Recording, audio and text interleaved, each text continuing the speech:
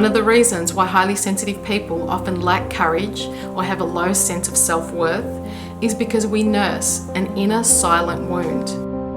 We energetically leach when we have this subconscious belief about not being good enough. It takes a lot of courage to talk about what makes us unhappy and to confront the truth face on, but it's absolutely necessary if we want to reach a deeper understanding of ourselves and perhaps set ourselves free by making the unconscious conscious. I want to tell you about this phenomenon called the hated child or the unwanted child and how it impacts highly sensitive people. And this topic will be particularly interesting to those highly sensitive people who were born in the baby boom era. And the reason why I mentioned baby boomers, which is those highly sensitive people born in the 1950s or thereabouts, is because that generation was born into an era where children were seen and not heard.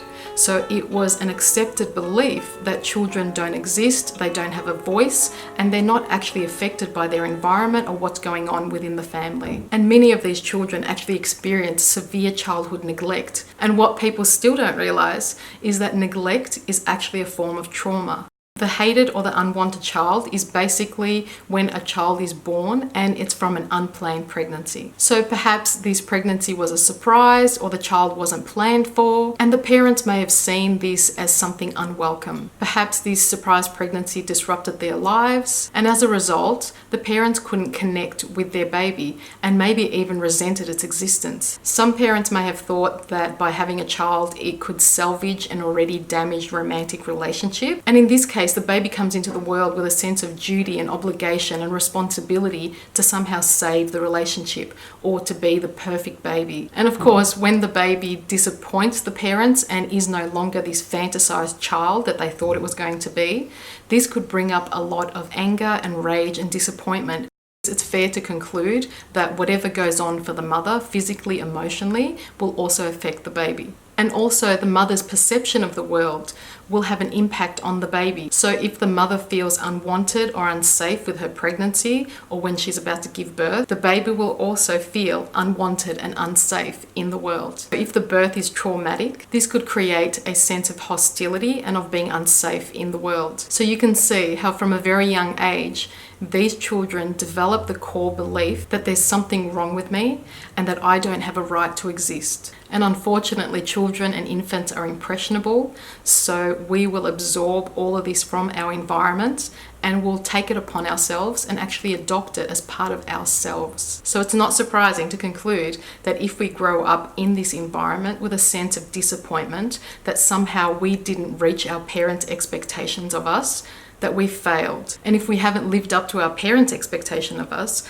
how will we ever live up to anybody else's expectations of us? And keep in mind that all of this is happening on a subconscious level. So most of the time, we're not even conscious of all these beliefs that are running the way we currently feel as adults. So as a survival mechanism, we learn to suppress these feelings of disappointment, anxiety, and terror. And we grow up as adults feeling unsafe in the world. And unconscious beliefs can have so many effects on our adult relationships. So for example, this unconscious energy of the hated, unwanted child, the way it will affect our relationships is that it will cause us to self-sabotage. It will cause us to test people to see if they'll reject us. It'll make it impossible for us to feel intimate in relationships, or we will tend to attract partners that are emotionally unavailable. And another way that this can be mirrored in our adult relationships is when we make a firm decision that we do not want to be in a relationship. And we do this to support our unconscious belief that we don't deserve to exist